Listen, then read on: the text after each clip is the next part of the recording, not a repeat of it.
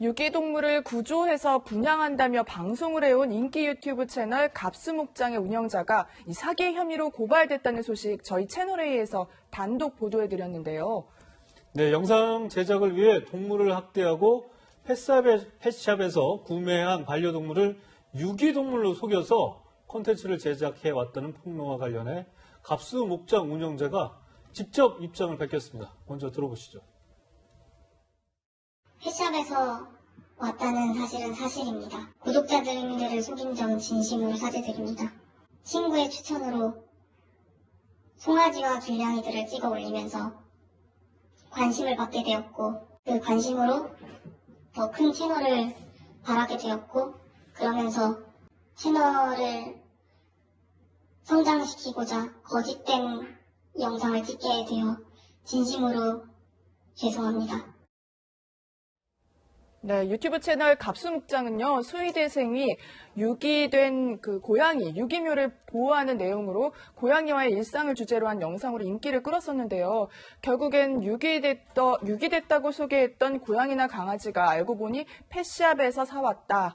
본인이 직접 이렇게 또 밝혔습니다. 최영일 평론가님, 네. 도대체 왜 이렇게까지 했었던 걸까요? 자, 이게 사기를 본인이 인정한 겁니다. 네. 왜냐하면 완전히 이제 구독자들을 속인 거죠. 그런데 그 목적을 자기가 이야기하고 있어요.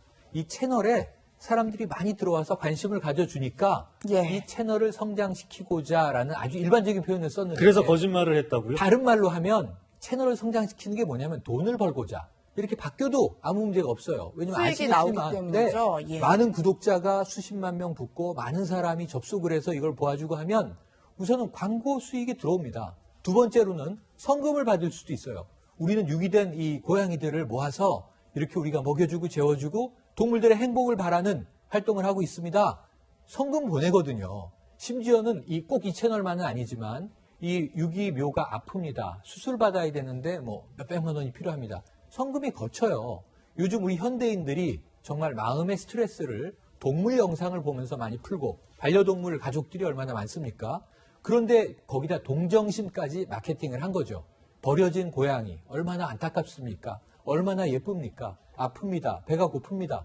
그럼 이제 후원하기 위한 노력들을 한단 말이죠. 그러니까 이건 제가 보기엔 사기가 왜 사기냐 하면 채널을 성장시키고자라는 말이 많은 사람이 구독하게 하고자 속였다라는 이야기지만 결국은 수익 모델이 숨어 있는 것 아니냐. 그렇기 때문에 이것은 사기로 성립하는 거고 네. 본인이 자백한 것이다. 이렇게 봅니다. 예, 김관섭 변호사님. 네. 거짓말로 방송을 한 것 같은데 네. 이거 법적으로 처벌을 할 수 있는 겁니까? 이제 우리가 보통 사기쳤다, 거짓말로 예, 사기쳤다 사기라고 말하는데 하죠. 이제 네. 사기쳤다, 거짓말했다는 거죠. 네. 그거하고 이제 사기죄는 좀 구별을 해야겠죠. 그래서 이제 문제가 될 수 있는 것은 법적으로 사기죄에 해당되느냐 여부, 그 다음에 동물보호법에 해당되느냐 그 여부예요. 그러니까 유튜브 방송에서 거짓말을 하는 것 자체는 저것은 이제 처벌하는 규정은 없어요. 그러면 거짓말 내가 뭐 이렇게 하고 이렇게 유기묘나 유기견을 데리고 와서 잘 키우고 있다. 거짓말을 해서 명예훼손을 한다랄지 그런 모르겠는데 네. 아니면 이제 거짓말을 해가지고 어떤 재산세 이익을 취득하면 사기죄가 되죠. 근데 이 사건을 보면 사기죄의 가능성도 어느 정도 있다고 봅니다. 왜냐하면 사람들이 돈을 주고 거기에서 반려견이랄지 반려묘를 사는 이유는 유기견이기 때문에 내가 거기다 동정심을 가지고 사는 거잖아요. 네. 내가 펫샵에서 사는 거 틀리단 말이야. 그럼 그 동정심을 유발하는 데서 거짓말을 한 거잖아요.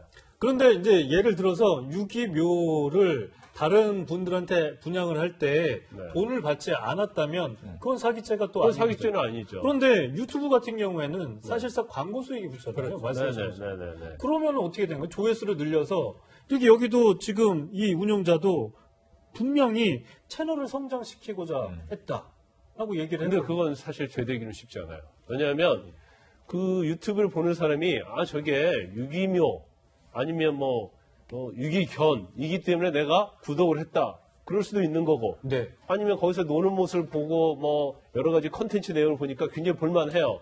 그러니까 나는 저걸 구독을 할 수도 있는 거기 때문에 저거 자체가 진짜 사기죄 직접적으로 연계돼서 하기는 굉장히 어렵고 그래서 그것과 관련해서 사기죄가 성립되기 어렵고 단지 저 유기견 저런 것을 판매를 할 때는 저 사람들 입장에서는 유기견이나 유기묘를 보호하기 위해서 돈을 지급한 거잖아요. 근데 그게 네. 아니고 펫샵에서 네. 사왔다고 한다면 그 사는 사람을 속인 거기 때문에 그 이제 사기죄가 될 가능성도 어느 정도 있다고 보고, 그다음에 두 번째는 저 내용 중에 이제 그런 내용이 나와요. 녹취 중에 보면 일부러 굶겼다는 거죠. 굶긴 이유가 뭐냐면 네. 자기 말을 잘 듣게 하기 위해서. 그런 주장에 이제 뭐 이 예, 예. 제보자의 일반적인 주장이 그렇죠. 이게 컨텐츠를 잘 찍기 위해서.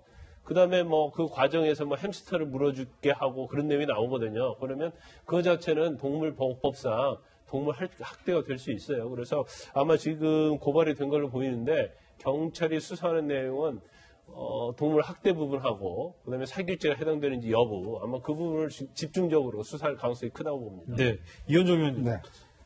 저는 김강삼 변호사 설명을 들으면서 이거 뭐 유튜브 채널에서 거짓말을 하고 진실을 얘기하지 않고 남을 속이는 방송을 해도 처벌을 하는 게 애매하다. 이런 게 정상적인 것 같지는 않거든요. 그러니까 우리 법이라는 게 어떤 현실을 이제 못 따라가잖아요. 근데 이제 어떤 면에서 보면 그 허점을 이용해서 사실은 이제 금품을 많이 이제 편취를 하거든요. 지금 상황에 저는 어떤 면에서 보면 유튜브라는 이 매체가 1인 매체로서 굉장히 지금 성장을 하고 있는데 문제는 여기서 여러 가지 지금 이제 이야기 나오는 거죠. 왜냐하면 본인의 어떤 구독자 수를 늘리기 위해서 많은 또 거짓말도 하고 또 뭐 의도적인 상황도 만들고 일부러 이제 상황을 만들어서 인기를 끌기도 하고 이렇게 만들어지다 보면 아까 말씀하셨듯이 굉장히 처벌하기가 애매할 수 있습니다. 그러니까 이게 이제 법적으로 좀 따라줘야 돼요, 사실은. 왜냐하면 우리가 디지털 시대가 됨으로 해서 여러 가지 N번방 사건도 우리가 봤지 않습니까? 그럼 그게 현실적인 법으로서 처벌할 수 있는 것과는 좀 달라요. 법이 못 따라가는 거죠. 네. 그런 면에서 본다면 이런 것 같은 경우도 실제로 광고라는 수익을 통해서 그냥 공짜로 주더라도 광고 수입이 워낙 커져버리면 이게 수입이 어마어마하거든요. 뭐 제가 알기로 우리나라 최대 수입 자체는 1년에 한 200억 정도 이상 정도 번다고 하니까 이거는 보통 예를 들면서 보면 그냥 푼돈 버는 차원으로 아닌 거로 저는 보여집니다. 네, 네. 알겠습니다. 또 이번 사건으로요, 배우 유승우 씨의 반려묘가 주목을 받았는데요. 최영희 평론가님, 네. 이 반려묘가 갑수목장에서 입양을 했던 것으로 네, 알려졌다면서요? 맞습니다. 그러니까 이게 정말 우리가 길냥이 이렇게 부르지 않습니까? 네. 유기묘라고 부르지만 그 길거리에서 집 없이 돌아다니는 불쌍한 고양이들을 갑수목장에서 우리가 좀 보호하고 있습니다 하고 방송을 하니까 정말 짠한 동정심이 발동한 배우 유승호 씨가 2마리를 분양받은 거예요. 네. 제가 그중에 2마리를 키우겠습니다. 근데 이게 유기묘가 아니고 펫샵에서 사온 것이다. 이게 알려지면 얼마나 얼마나, 본인은 예. 억장 무너지겠습니까? 그렇죠. 실망을 정말 컸어요. 선한 의도로 선한 일을 한 거죠. 그래서 지금 이런 이 유튜브에 글을 올렸어요. 많은 분들이 걱정하셔서 고민 끝에 글을 올립니다. 자, 이 이름이 이 고미하고 돌이라는 고양이를 입양을 했는데 그 이름을 신바와 가을이로 바꿨고 자신은 잘 키우겠다. 하지만 사람들의 동정심을 거짓으로 이렇게 자아내는 일은 정말 있어서는 안 될 일이다라고 일침을 가했습니다. 네. 네, 이 배우 유승우 씨의 말 그대로 진실성 있게 거짓말하지 않고 이런 방송을 해야 되지 않을까 그런 생각을 다시 한번 해보게 됐습니다.